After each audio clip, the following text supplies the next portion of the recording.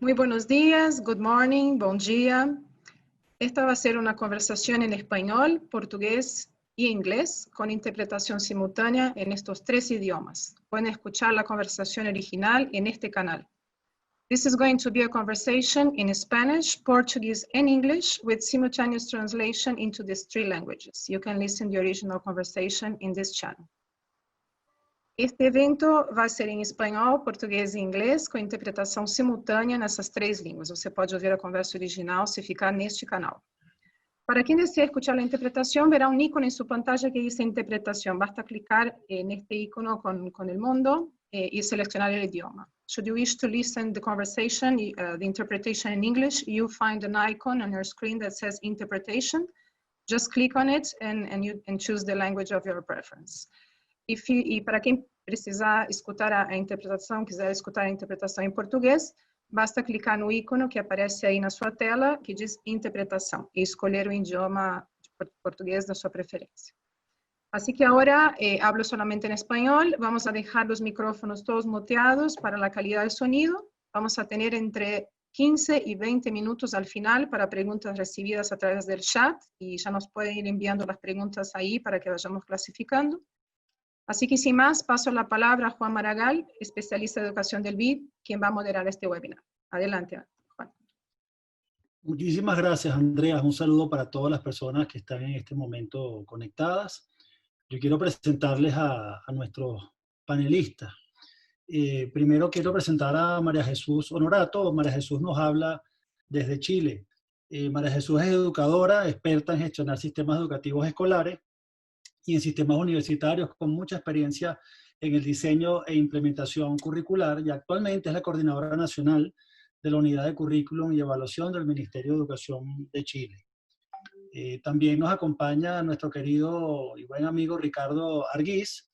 Ricardo es licenciado en Psicología y doctor en Pedagogía, y él es coordinador del equipo SATI, un grupo de trabajo en Zaragoza, donde han desarrollado todo el programa de aulas felices con amplia experiencia en temas de desarrollo socioemocional y psicología o educación positiva. Bienvenido, Ricardo.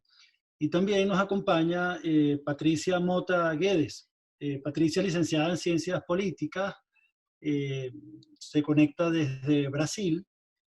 Patricia ha coordinado programas en educación y salud en el gobierno de Massachusetts, en los Estados Unidos, y también en Brasil. Ha sido investigadora y gerente de proyectos educativos en el Instituto Fernán Braudel, y actualmente es la gerente de investigación y desarrollo de la Fundación Itaú. Muchísimas gracias por acompañarnos en este panel, que nos reúne con el motivo de la recuperación de los aprendizajes y la reducción de brechas. El COVID ha retado el sistema escolar de distintas maneras. Primero hubo un reto de cómo hacer educación a distancia en confinamiento, y las instituciones educativas y los países han hecho grandes esfuerzos por ver cómo hacer la educación a distancia. Luego los problemas han evolucionado hacia la reapertura de escuelas, cómo podemos o no reabrir las escuelas y en qué condiciones. Y empieza a aparecer ahora con más fuerza el tema de la recuperación de los aprendizajes. Se han generado brechas muy importantes, digamos, en los niveles de los distintos sectores sociales especialmente, y hoy en día empezamos a pensar, bueno, ¿qué vamos a hacer para recuperar los aprendizajes con nuestros alumnos cuando logremos reencontrarnos? Y de eso queremos hablar hoy, ¿no? La primera palabra se la quiero dar a María Jesús, para que nos cuente qué está haciendo Chile, porque Chile es de los primeros países que se está organizando, digamos, para apoyar el tema de la recuperación de los aprendizajes, y una de las estrategias que quiero utilizar es el tema de la evaluación, es decir, de cómo poner la evaluación al servicio de un diagnóstico formativo que nos permita recuperar los aprendizajes. Adelante, María Jesús, tienes tu micrófono en mute para que actives el micrófono y te podamos escuchar. Muchas gracias, Juan. Muy buenos días a todos los presentes. Aquí desde Chile, un gran saludo para todos ustedes. Chile está hoy con suspensión de clases. Recién abrimos en una isla y pensamos que en esta semana podamos abrir en Isla Pascua, en dos regiones más, que estarían con ya posibilidades. Y en esa perspectiva es que hemos ido avanzando a justamente hacer una propuesta desde el Ministerio para los establecimientos de cómo enfrentar el retorno a clase. Siempre un retorno pensando que hay 4 principios que nos rigen, y eso no podemos olvidarlo, y tienen mucha relación esos 4 principios con el marco también en que se ampara en la evaluación en el momento que uno lo piensa, y los principios serían la seguridad por sobre todas las cosas, pensando en el bienestar de los estudiantes y los docentes, la flexibilidad que debe acompañar un plan de evaluación, dado que tenemos diferentes contextos, una diversidad de situaciones, por tanto, se genera una necesidad de flexibilizar tanto el plan de estudios, que implica el número de asignaturas a evaluar, dependiendo del contexto, y detrás de eso, no menos, y lo más importante probablemente a la hora de pensar en evaluación, es que esta debe ser equitativa y de calidad. No por estar en presencia de una situación como esta, podemos dejar de pensar en que la evaluación tiene que ser de calidad y tiene que ser justa. Estos son 4 principios que nos llevaron a pensar en la normativa que debe acompañar. Es decir, desde el Ministerio tenemos un decreto de evaluación que pone el foco fuertemente en el uso pedagógico de la evaluación, que determina el número de calificaciones para la promoción y que pone mucha fuerza en todo el concepto de evitar la repitencia por sobre todas las cosas. Por lo tanto, hay una normativa de respaldo. En torno a los instrumentos se generó como primer principio que era fundamental para el retorno de un diagnóstico. Es decir, si queremos acortar la brecha, lo primero que tenemos que pensar es en no evitar y generar un buen diagnóstico. Y para eso, desde el escenario nuestro, nosotros tenemos un sistema de aseguramiento de la calidad que está conformado por instituciones, y una de ellas es la Agencia de la Calidad de la Educación. Ahí en el chat les estoy dejando el link para que ustedes puedan conectarse. En esa agencia lo que se ha generado un diagnóstico integral, se llama DIA, de tal manera de poder proporcionarle a los establecimientos que en forma voluntaria puedan asegurar y evaluar en primera instancia las condiciones socioemocionales de todos sus estudiantes. Se piensa que en los primeros niveles, de primero a tercero básico, esta evaluación sea más bien una actividad, un taller en el cual los profesores van a poder observar con una pauta, y de cuarto básico hasta el cierre de la educación escolar es un cuestionario de autorreporte que termina con un taller también de cierre, en donde además hay una pregunta muy interesante, que va a ser muy interesante en el momento que vamos a obtener esa información, es preguntándole a los estudiantes qué piensan que va a ser el final del año de ellos en esta situación escolar. ¿Cómo ven este cierre? Es una pregunta abierta después de un cuestionario, por lo tanto, y junto a eso se proporciona un taller de trabajo para iniciar el camino, es decir, la evaluación comprende no solamente el autorreporte, sino que también el taller, asegurando un primer paso en este camino de poder generar estas condiciones para poder entrar en el retorno con clases presenciales. Junto con este diagnóstico se va a evaluar socioemocional, se va a evaluar desde la Agencia de Lenguaje y Matemática, se van a evaluar los objetivos del currículum priorizado. Es decir, ya en una instancia anterior, lo que se hizo acá desde la unidad de currículum es generar un currículum que le llamamos imprescindible, esencial.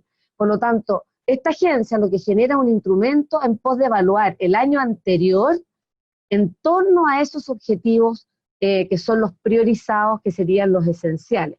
Eso como primer punto. Junto con esto, pensando en la recuperación y desde la evaluación, hay un segundo elemento muy fundamental para cortar las brechas y que tiene relación con la evaluación formativa. Es decir, lo que la evidencia indica es que en la medida que generamos evaluación sistemática con retroalimentación, acortamos y aceleramos el acorte de la brecha. Entonces, desde esa perspectiva es que nosotros hemos propuesto un plan de recuperación de aprendizaje que pone mucha fuerza en entregarle a los docentes los recursos para que puedan generar, a partir del diagnóstico, todo un plan de trabajo con esos objetivos priorizados del año anterior, en primera instancia, de tal manera que el docente tenga la posibilidad de tener el tiempo que se requiere para trabajar con los estudiantes y para poder hacer una escucha activa de los estudiantes. Es decir, creemos que hay un plan en donde el Estado, donde el gobierno tiene que ofrecer una gran cantidad de recursos para poder generar este tiempo. Y desde esa perspectiva, ese plan considera después de este diagnóstico un proceso que le llamamos de nivelación, recuperación y profundización de aprendizaje. Desde el portal Aprende en Línea, donde también ustedes van a tener en el chat, se va a ofrecer un plan de recursos con evaluaciones para hacer tanto autoevaluación por parte de los estudiantes como evaluación de desempeño continua, de tal manera de que el docente pueda mantener una evaluación sistemática en el proceso de retorno en base a estos objetivos priorizados. Se está sumando en este portal un arma tu prueba, arma tu evaluación, de tal manera de ofrecer todas las opciones, tanto para la elaboración de esos instrumentos como para la corrección de esos instrumentos. Faltó decirles que esta agencia lo que ofrece, además, es la facilidad de que el profesor o el establecimiento, una vez que toma este diagnóstico, puede entregar sus datos a la agencia y se le entrega un informe de cada curso en el transcurso de horas. Es decir, siempre pensando en cómo agilizar este proceso, de tal manera que ese diagnóstico no quede en los escritorios de los profesores, sino que de inmediato tengamos ese retorno para poder activar y no perder ningún momento para acortar esta brecha. Junto con eso hay algunos instrumentos recomendados. Nosotros hemos recomendado trabajar con portafolios, por ejemplo. Es decir, ya desde la educación remota pensamos que una de las opciones para continuar hacia adelante, tanto en lo presencial, es darle continuidad a portafolios donde el estudiante va documentando sus aprendizajes. Y en ese sentido, de lo que sí aspiramos, hay que trabajar mucho con el valor agregado que pueda entregar el profesor con retroalimentaciones. Estamos recomendando trabajar fuertemente también con conferencias centradas en el alumno. Hemos visto que internacionalmente ha sido una herramienta muy potente, incluso cuando hablamos de la promoción, que es un tema que también está aquí en juego. Finalmente, esa herramienta de tener esa conferencia con el estudiante puede permitir generar también una promoción, llamemos una opción de alguna manera de generar una evaluación más global respecto al aprendizaje este tiempo. María Jesús, Se ha recomendado, perdón, se me acabó el tiempo, ¿no? Me voy a permitir conectar a lo que dijiste, y disculpa que te interrumpa, pero tú nos estás contando cómo están haciendo para ayudar a los maestros a evaluar principalmente en lengua y matemáticas, pero también hiciste referencia a lo socioemocional. Y con esto quiero ir a Ricardo. Ricardo, cuando hemos hablado, digamos, con directores de escuelas y con maestros, encontramos que están muy preocupados por los temas socioemocionales, porque pareciera que para tú poder nivelar en matemáticas y en lengua, el punto de partida es un tema socioemocional, tanto del alumno como del docente. Entonces quería darle la palabra a Ricardo para que nos contara cómo abordarías tú, Ricardo, la evaluación socioemocional de una manera que ayude, digamos, a conectar con el tema de recuperación y de nivelación. Muy bien, muchas gracias, Juan. Bueno, yo querría centrar mi intervención en dos asuntos: educar y evaluar para el bienestar. Bienestar o felicidad, entendido como el mismo concepto. No voy a hablar de lo que yo haría, sino de lo que realmente estamos haciendo. En España, desde mi equipo, el equipo SATI, estamos promoviendo una serie de materiales y de propuestas para poder educar y al mismo tiempo evaluar el bienestar o la felicidad. En este sentido, mi marco de referencia, nuestro marco, es la psicología positiva. Como sabrán muchos de ustedes, es un nuevo referente, un nuevo paradigma surgido en los años 90 en Estados Unidos, que actualmente está vigente en la mayor parte del mundo. La psicología positiva tiene sus ámbitos de intervención en salud, psicoterapia, organizaciones, y en el campo de la educación es lo que conocemos actualmente como educación positiva. Dentro de esta educación positiva entendemos que hay dos elementos clave: los contenidos académicos tradicionales, por una parte, y por otro lado, el desarrollo personal y social, emocional y, en definitiva, lo que es la promoción del bienestar o la felicidad. La idea clave es que las dos cosas son fundamentales, y más todavía en estos tiempos de pandemia o post-pandemia, como luego iremos viendo. Tenemos que nivelar, tenemos que cuidar de alguna manera esos contenidos académicos, pero al mismo tiempo también hay que romper esas brechas que hay o que está habiendo y que se van a desarrollar en el campo de lo social, emocional y del bienestar o la felicidad. Aquí mi idea clave es que es necesario educar para el bienestar, más en estos tiempos de COVID-19, que es posible evaluar el bienestar. Tenemos ya más de 50 años de estudios científicos en el campo del bienestar y su evaluación. Tenemos herramientas fiables y válidas y que existen recursos para educar y para evaluar el bienestar. Yo aquí iba a hacer referencia al material que hemos elaborado ya hace años nuestro equipo, el equipo SATI. Es un material totalmente gratuito y de libre distribución que acabo de compartir en el chat.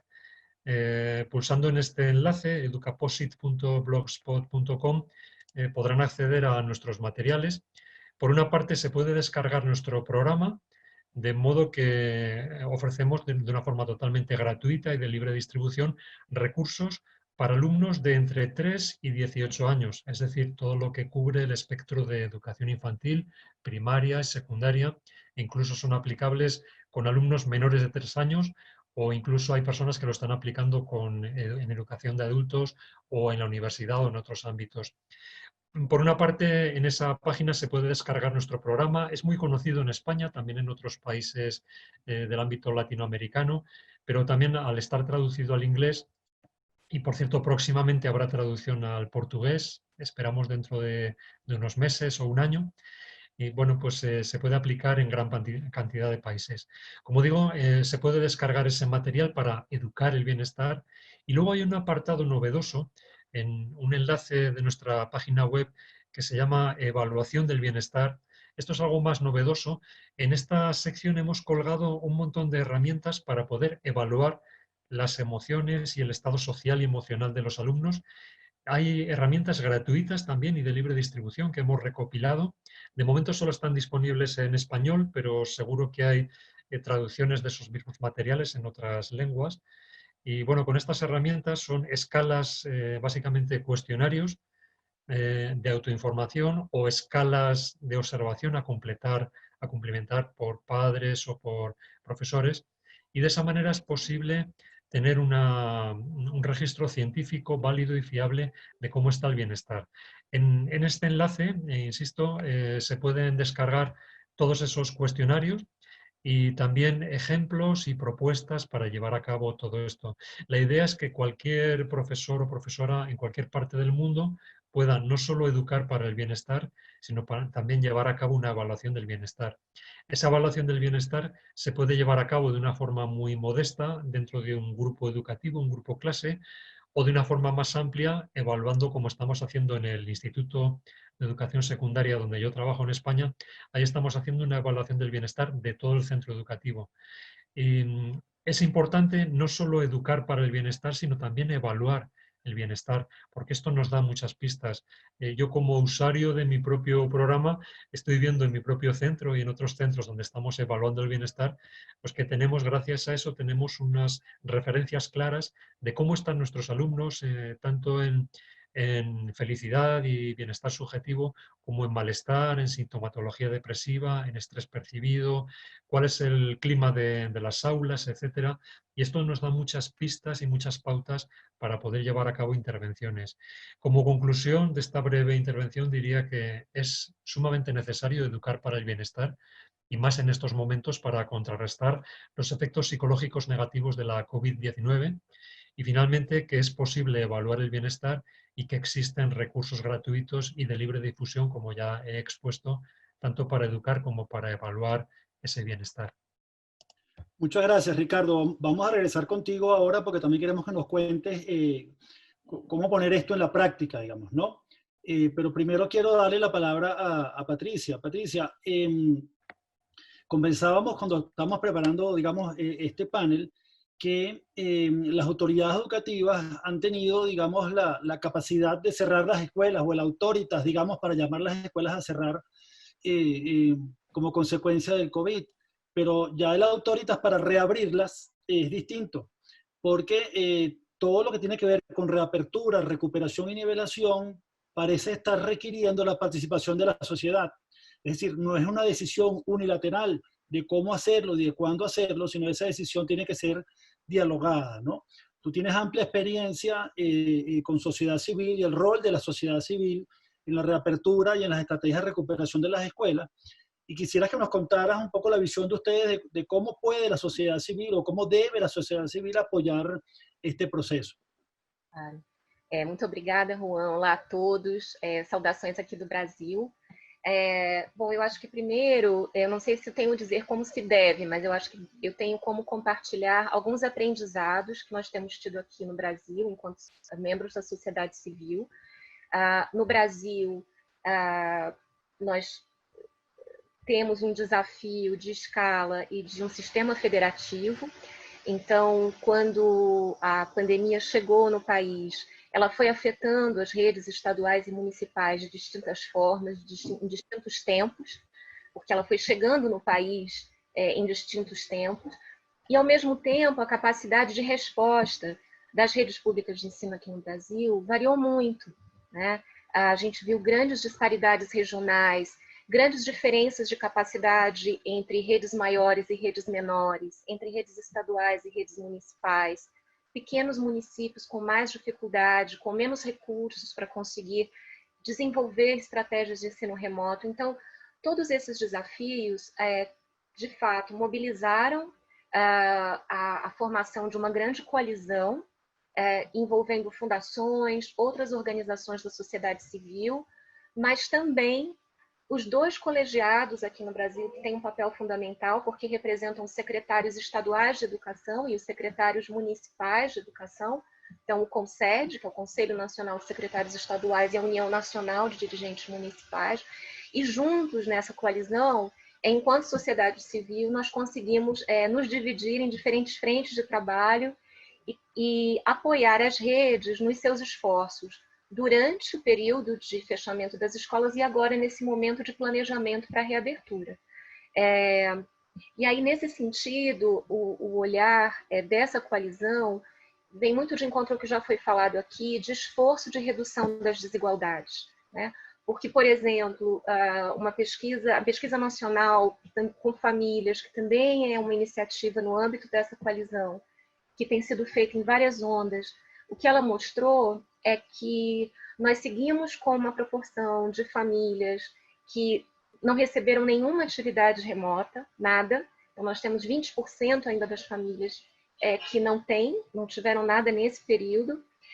E mesmo esses 80% de famílias com distintos desafios e capacidades de acompanhar a aprendizagem dos seus filhos, seja por conta da baixa escolaridade dos pais, seja por conta de acesso a equipamentos e conectividade, ou seja, seja por conta da renda e dificuldade de estar em casa para acompanhar, porque muitas famílias tiveram que seguir trabalhando fora de casa. Ou seja, esse quadro de desigualdades fez esse esforço ainda mais necessário.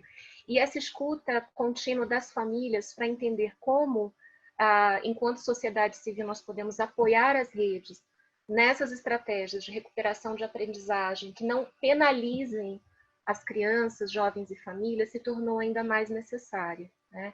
Eu posso falar um pouco depois de uma das iniciativas no campo das atividades diagnósticas que nós estamos fazendo no âmbito de apoio a essa frente do CONSED Undime, que é uma frente de avaliação, num grande esforço de pensar de que forma nós podemos desenvolver, está em desenvolvimento, um portal. Não está disponível aqui o link porque está em desenvolvimento pela frente de avaliação do CONSED Undime, mas que possa oferecer atividades diagnósticas, um guia de formação, um guia de avaliação formativa e atividades diagnósticas, de fato, que ajudem no planejamento pedagógico do professor. Acho que, para finalizar por enquanto, acho que uma preocupação, para além da retomada, que já existe aqui no Brasil, é que o abandono escolar aconteça antes da reabertura das escolas. Nós já temos 1/3 das famílias reportando medo de que os seus filhos desistam de estudar por conta das dificuldades de acompanhar as atividades que eles estão recebendo. Eu estou falando das famílias que conseguiram receber atividade remota.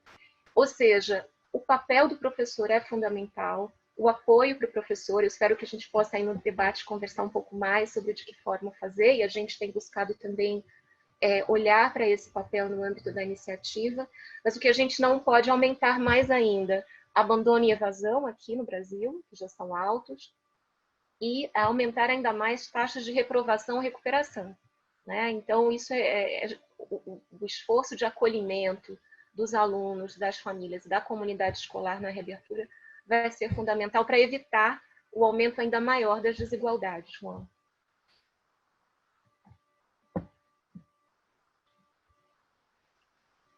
Muchas gracias, Patricia. Ahora quiero repreguntar a los tres, porque los tres nos han hablado más bien desde el punto de vista de diagnóstico, qué podemos hacer. Pero quería preguntarte, María Jesús, para lo cual tienes que encender el micrófono. Tú hablaste de plan de recuperación, es decir, nos dijiste de una herramienta de autoaplicación, donde los maestros van a poder evaluar a sus alumnos y recibir en el mismo día un feedback, digamos, de cómo salieron en la evaluación, y nos hablaste de un plan de recuperación, ¿ok? Quisiera que nos contaras un poco más cómo es esa estrategia o ese plan de recuperación, si es algo que está en manos de cada maestro o el gobierno de Chile tiene algunas herramientas de apoyo para que los maestros hagan esos planes de recuperación. Juan, sí, justamente lo que hemos hecho es generar a partir del diagnóstico, ofrecer a los profesores los recursos para poder cubrir cada uno de los objetivos priorizados del currículum, es decir, de tal manera que el docente, en la medida que vea un problema o aparezca o surja una debilidad, tanto en lo socioemocional, se están ofreciendo una serie de talleres que nosotros aquí relacionamos con la asignatura de orientación para hacerles llegar al docente de tal manera que vaya trabajando en paralelo con las asignaturas, talleres de desarrollo tanto de bienestar como de competencias socioemocionales. Y en el caso de las asignaturas estamos ofreciendo desde el Ministerio un plan de nivelación para al menos un mes para reforzar los priorizados del año anterior. Y eso considera un plan de clases con todos los recursos para que el docente pueda, tanto con conectividad, con los videos de clases, con las guías de trabajo y con fichas pedagógicas, clase a clase, que vinculan todas las herramientas que entregamos. Eso para la nivelación y después para los objetivos priorizados, es decir, eso más bien es el plan de recuperación. Fase 1, diagnóstico, fase 2, nivelación, fase 3, trabajo ya con la priorización del año en curso. Para eso estamos entregando todo el recurso, tanto con conectividad a través de la plataforma, el portal Aprendo en Línea, y en sin conectividad, con la posibilidad de descargar, imprimir y en los casos más remotos de hacer llegar en papel.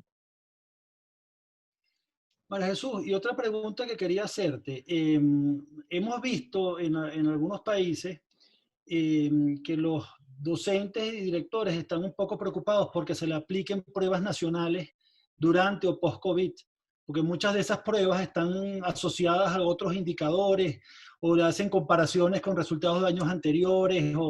Entonces hay un poco de ansiedad por el hecho de que se vayan a aplicar pruebas nacionales. ¿Ustedes están experimentando algo parecido en Chile? Es decir, ¿qué podrías aconsejarnos para hacer un buen manejo de la evaluación y que no sintamos que es algo punitivo o que algo que va a incomodar el proceso en vez de ayudar? Mira, inicialmente es difícil lo que planteas, porque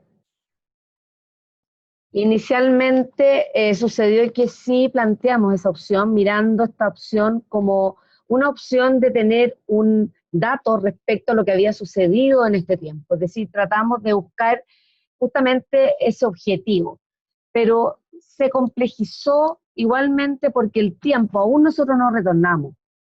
Hay que pensar que nosotros aquí en Chile ya tenemos un semestre sin clases, es decir, y normalmente el profesor el segundo semestre ya se acorta, es un semestre en donde la visión del profesor es de mucho más estrechez que incluso el primer semestre, es decir, perdimos ese escenario. Frente a eso, se tomó la decisión de postergar esta evaluación nacional estandarizada para el próximo año, de tal manera considerarla como un diagnóstico al próximo año. Es decir, dar un giro y que esta evaluación, más allá de ser una evaluación que nos dé un dato, utilizarla a su vez como diagnóstico para enfrentar el próximo año.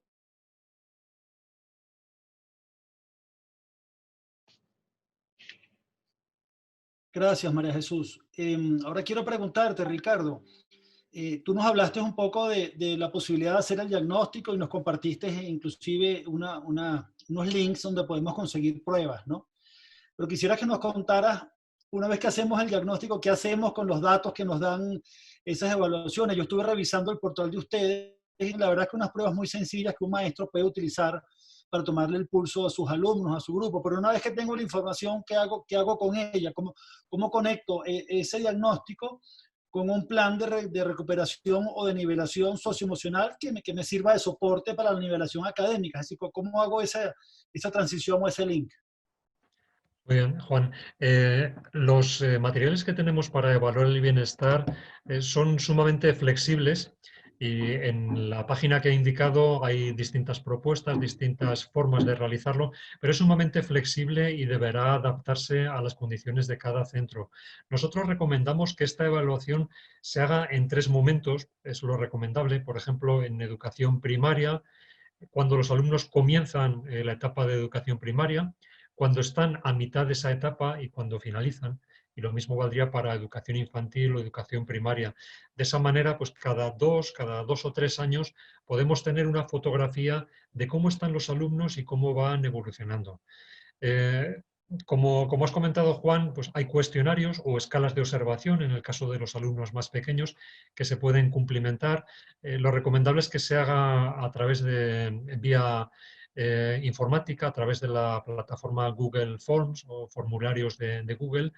Una vez que están cumplimentados esos cuestionarios por parte de los alumnos o de sus familias, lo que hacemos los profesores es un análisis de resultados y elaboramos un informe resumen, que luego es compartido y es discutido con todo el claustro de profesores de la escuela o del instituto. A partir de ahí es necesario hacer un análisis detallado y planificar estrategias de intervención en función de los resultados.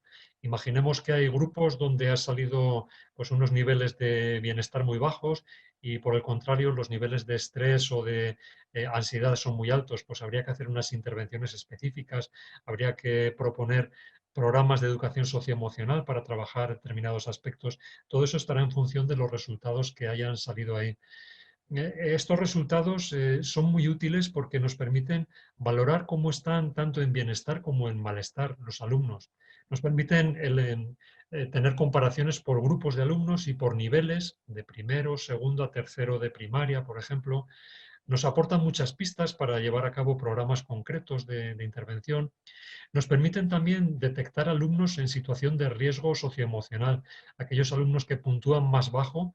La realidad es que, por lo que estamos viendo, estas herramientas tienen una gran fiabilidad y una gran validez y realmente estamos observando que aquellos alumnos con más situaciones de riesgo socioemocional salen perfectamente retratados en estas evaluaciones y nos permiten hacer un seguimiento más individualizado y un mayor apoyo.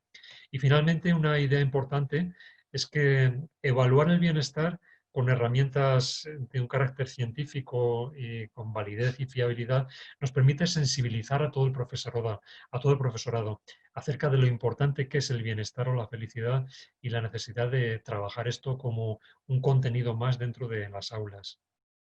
Ricardo, y sobre los docentes, hay algunas estrategias, por ejemplo, de cuidar a los cuidadores. Aquí podríamos hablar un poco de cómo cuidar a los educadores. Es decir, ¿tienes alguna recomendación o alguna idea de cómo apoyar socioemocionalmente a los maestros?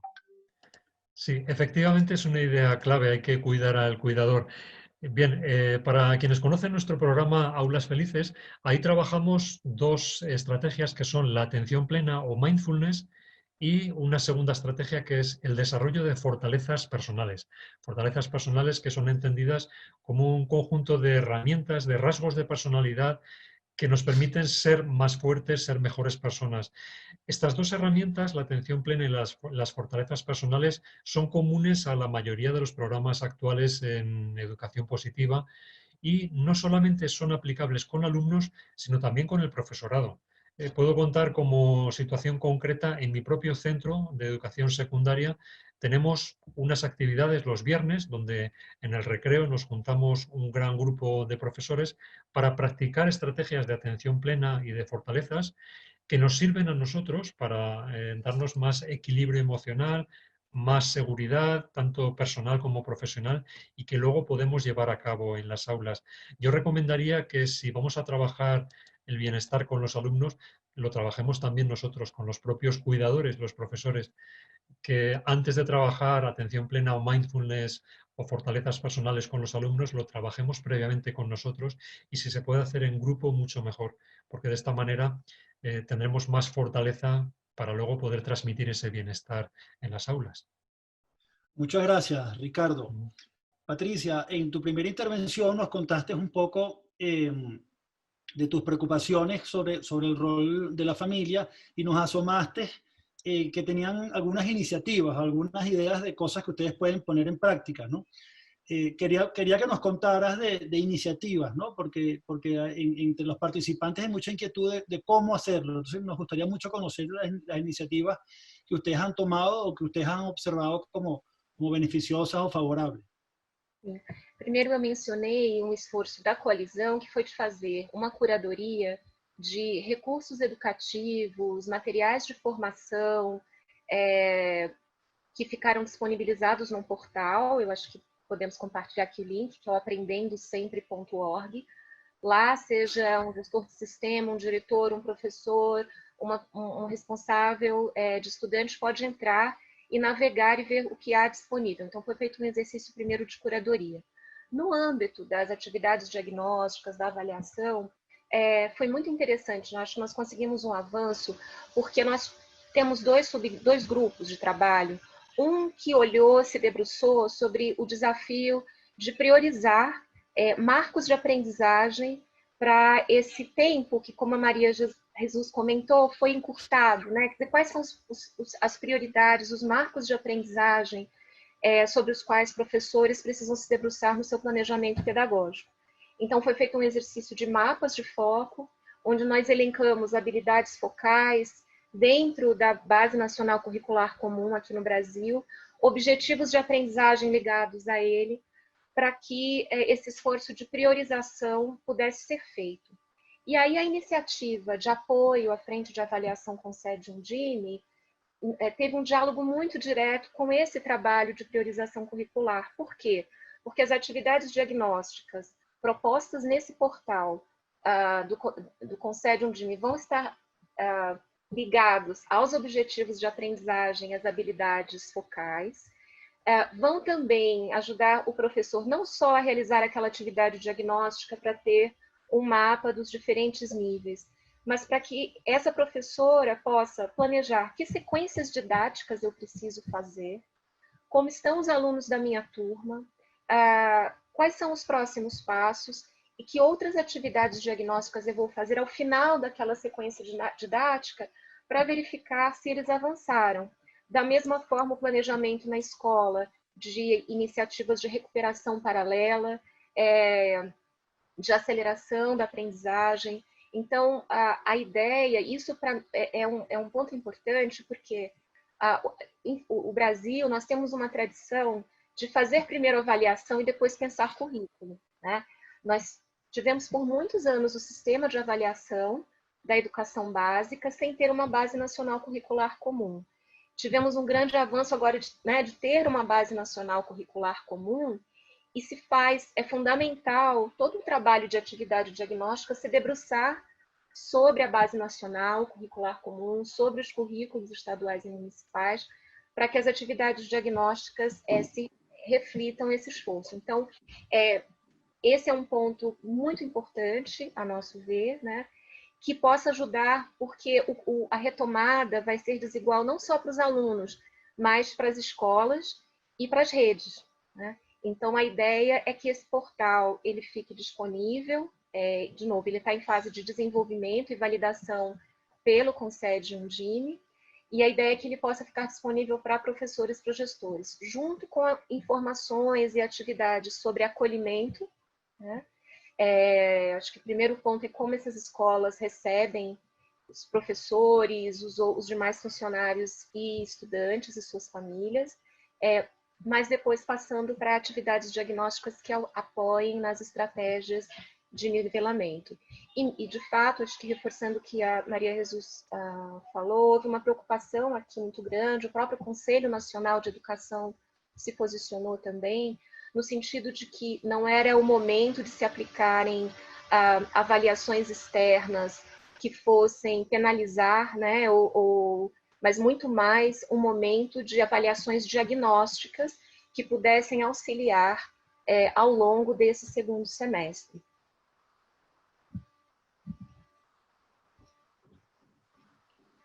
Muchas gracias, Patricia. Ahora queremos ensayar una idea de Jimena Dueñas, nuestra colega.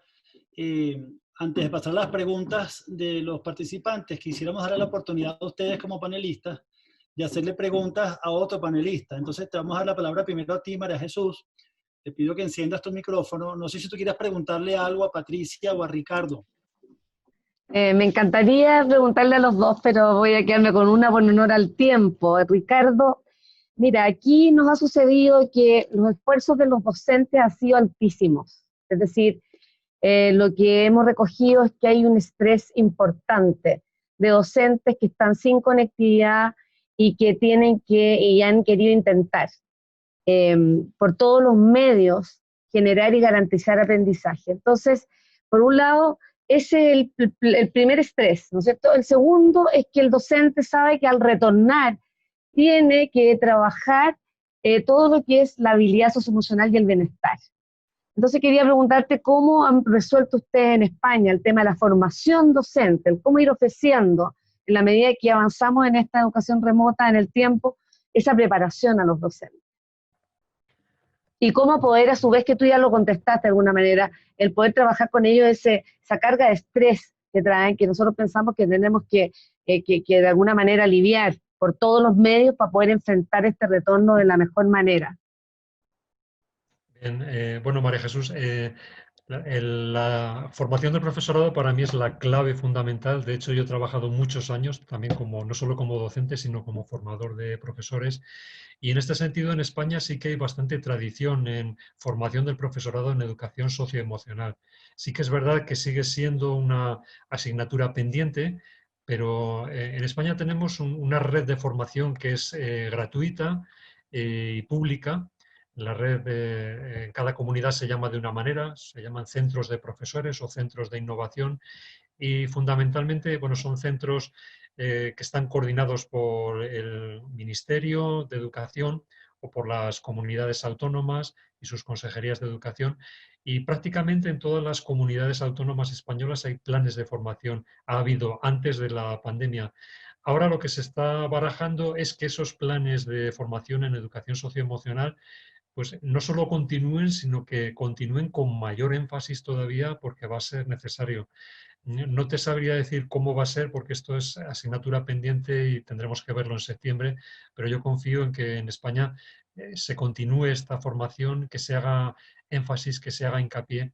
Y respecto a ese tema que comentabas del estrés del profesorado, pues también hay iniciativas de formación.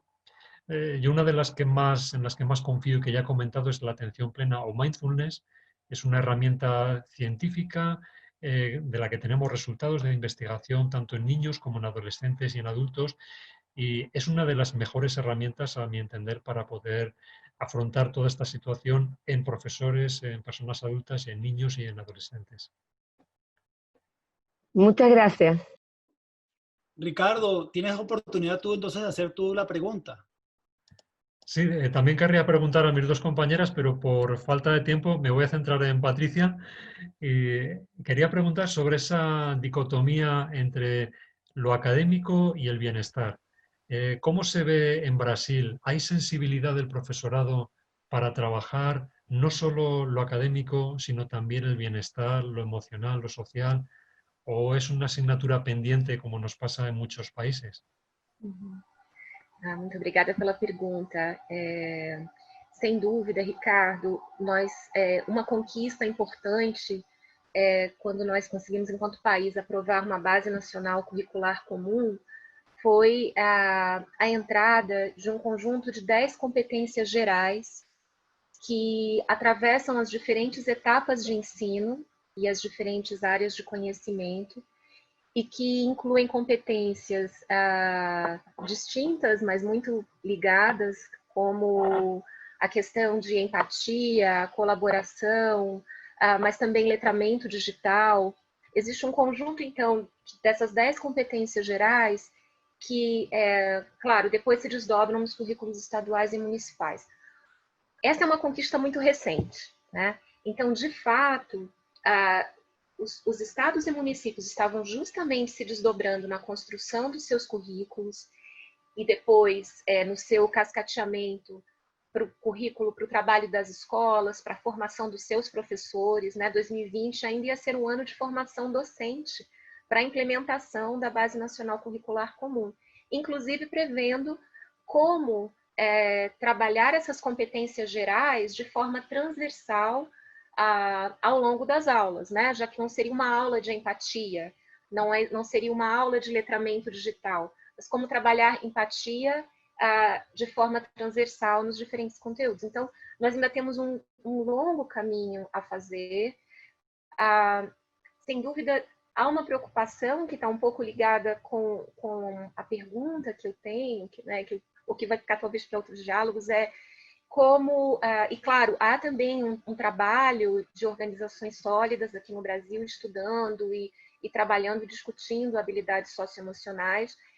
Uma preocupação que nós ouvimos muito das redes e de professores é o risco de uma entrada de testes ou de avaliações socioemocionais que, se vierem não acompanhadas de formação de apoio ao professor, sirvam só para reforçar padrões de exclusão, né?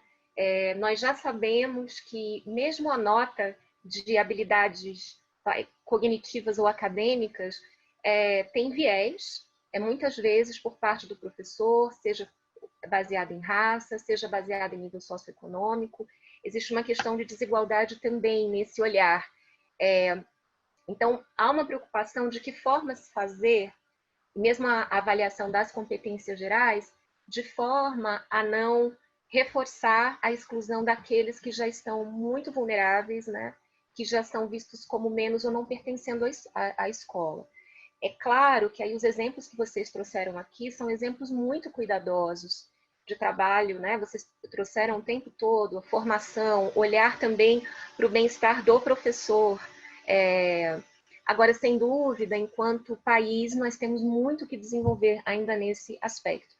E é um tema de discussão nesse momento da própria frente, quer dizer, o quanto nós vamos trazer das competências gerais, mas para uso autônomo de professores que muitas vezes também vão chegar estressados, que não necessariamente vão ter todo o apoio, qual o risco, né, de uma aplicação sem o devido amparo? Claro, de novo, como eu falei, né, nós temos 35 milhões de estudantes na educação fundamental e ensino médio, e redes, mais de 5 mil redes públicas de ensino aqui. Então, a diversidade é muito grande na forma também como esse conjunto de competências gerais é chamado. Mas aqui a gente tem defendido muito não falar de habilidades socioemocionais, mas de reconhecer as competências gerais da base, por conta de todo o esforço de mobilização de sociedade civil, educadores, governos, né, para a aprovação de uma base comum que pudesse justamente também enfrentar as desigualdades do nosso país, que antes não tinha, né? Isso é muito recente. Gracias, Gracias, Patricia. Patricia. Y ahora tienes oportunidad entonces tú de hacer una pregunta. Sim. A pergunta que eu tenho, de novo, a vontade de perguntar Maria, Jesus e Ricardo, mas vou perguntar Maria Jesus, mesmo que a pergunta depois eu continue com o Ricardo fora daqui, mas pensando na proximidade, né, latino-americana. Maria Jesus, se você pudesse falar um pouco como vocês têm trabalhado com o apoio para as escolas na relação com as famílias, né? E só como fundo, por que eu trago isso? Antes da pandemia, nós tínhamos feito uma pesquisa nacional com secretários de educação. E 99% deles e delas achavam que as famílias tinham um papel fundamental no desenvolvimento dos estudantes. Mas a grande maioria não se via com responsabilidade de desenvolver ações mais sistêmicas de apoio a essa parceria escola-família. Se o diretor tinha essa capacidade, ótimo, mas se não, eles não se viam com esse papel. Isso tem mudado aqui no Brasil, quer dizer, você vê muito mais nos discursos dos secretários e nas estratégias esse olhar para essa ação mais sistêmica. Como vocês no Chile têm visto esse desafio e essa oportunidade também, né?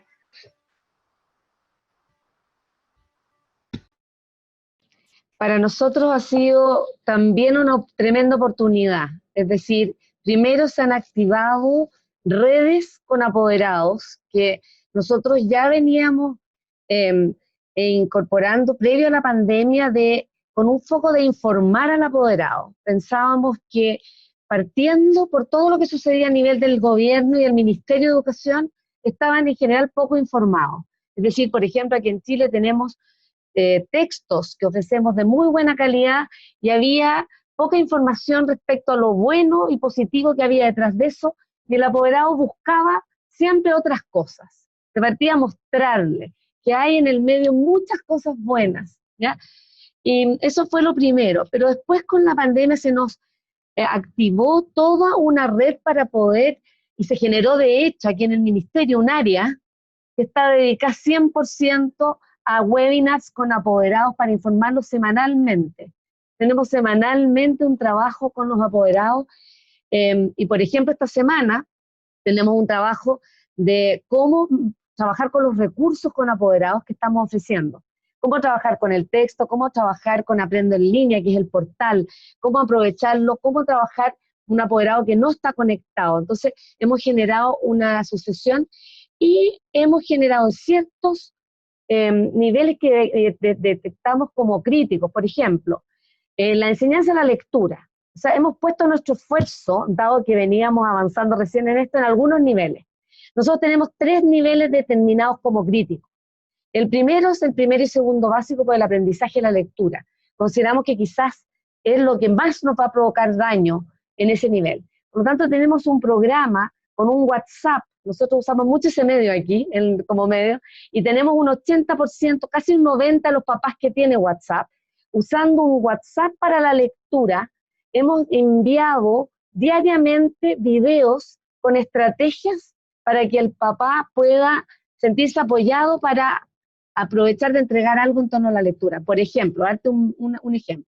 El otro nivel para nosotros crítico es el octavo primero medio, 14, 15 años, te diría que 13, 14 años, en los cuales sabemos que tenemos una alta repitencia, una alta deserción. Entonces hemos provocado ahí un trabajo con los apoderados, más bien de comunicación con sus hijos, y después en cuarto medio, el curso terminal, para nosotros ha sido muy relevante la fuerza que tenemos que poner ahí, porque hay una gran inquietud de esos estudiantes que van a continuar la educación superior, no saben qué pasa con ellos.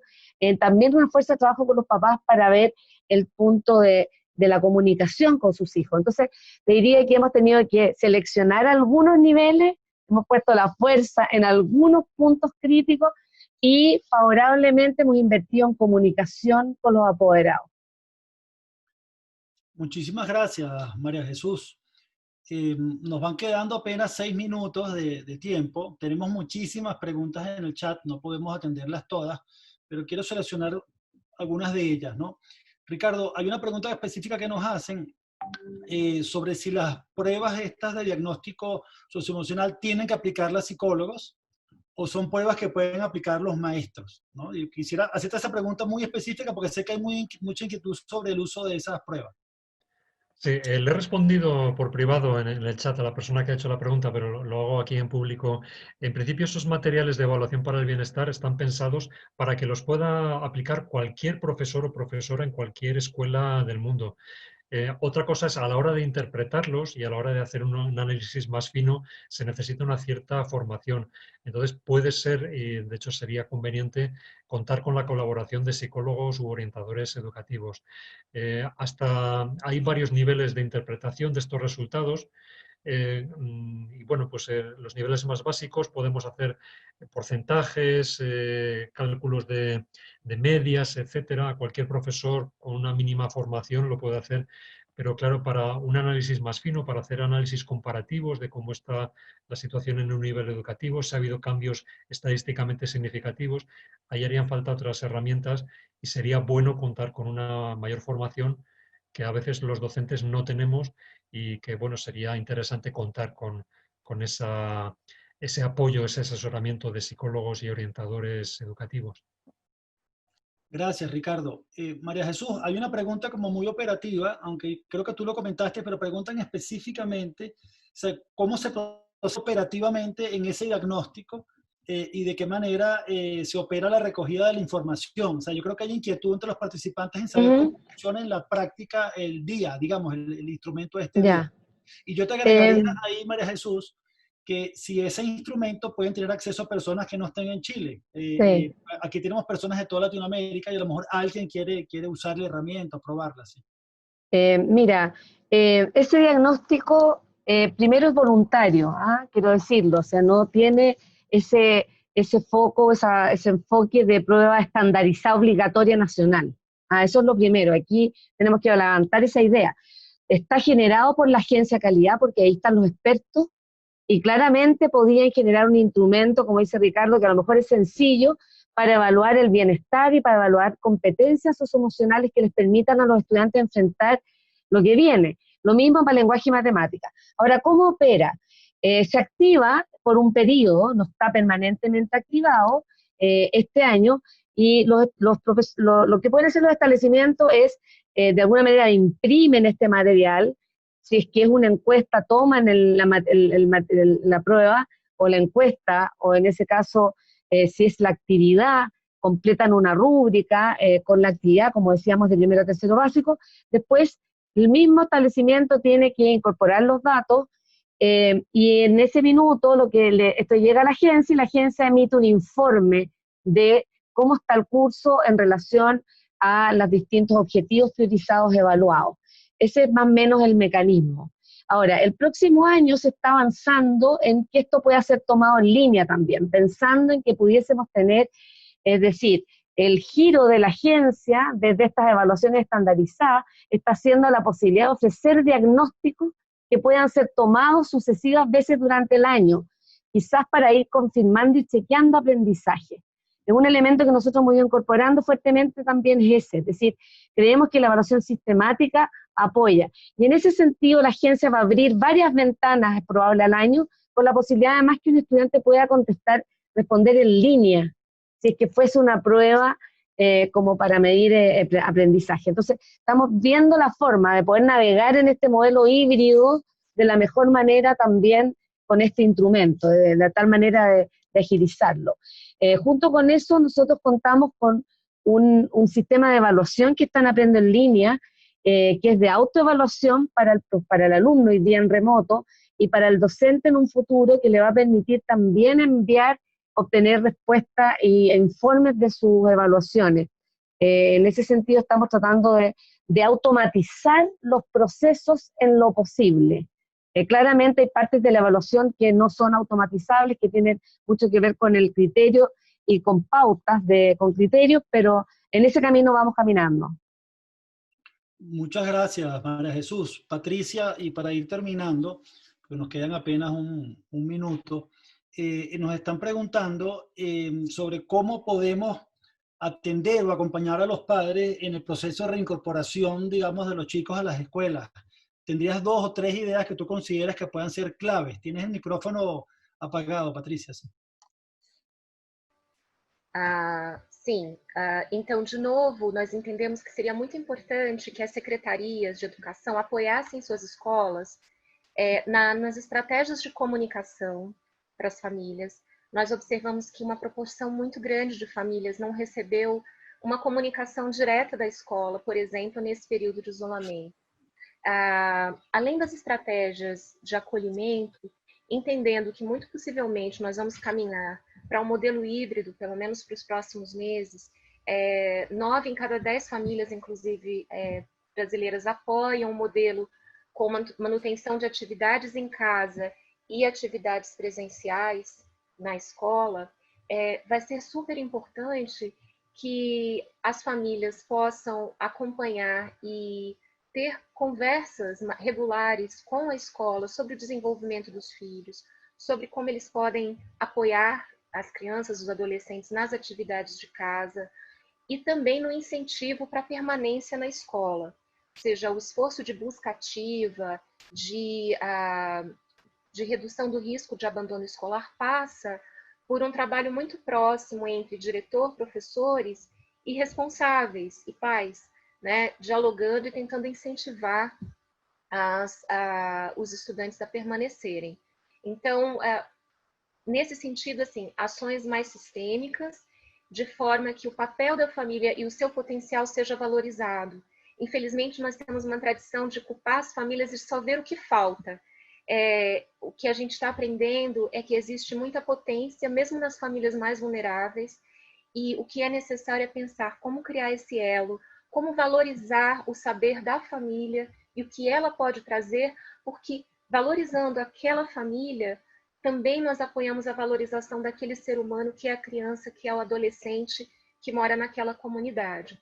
Então, ações sistêmicas, eu diria, e passando por uma valorização também do potencial e apoiando a comunidade escolar a saber como fazer isso bem. Parabéns, Maria Jesus, pela iniciativa de criar uma agência, uma ação sistêmica, porque a escola também não pode ser deixada sozinha para descobrir como fazer esse trabalho de parceria. E aqui também, só um parênteses, eu compartilhei o link do Aprendendo Sempre, que é esse portal desenvolvido por essa coalizão, e dali as pessoas conseguem ter diferentes informações sobre as iniciativas e estudos mencionados aqui. Obrigada. Bueno, con esto vamos a finalizar nuestro webinar. Oye, muchísimas gracias María Jesús, Ricardo, Patricia, por compartir con nosotros. Les recordamos a los participantes que en el chat hemos publicado diversas publicaciones, los links que nos han recomendado nuestros panelistas para que puedan hacer uso y tomar provecho de ellos. También queremos invitarlos a que nos sigan en nuestro Twitter, @biteducación, para mantenernos comunicados. Y bueno, cuídense todos mucho, sigamos trabajando por los niños, por las escuelas, que es nuestra principal motivación, y nos seguimos encontrando en el camino de la educación. Que tengan todos un feliz día. Gracias y mucho ánimo.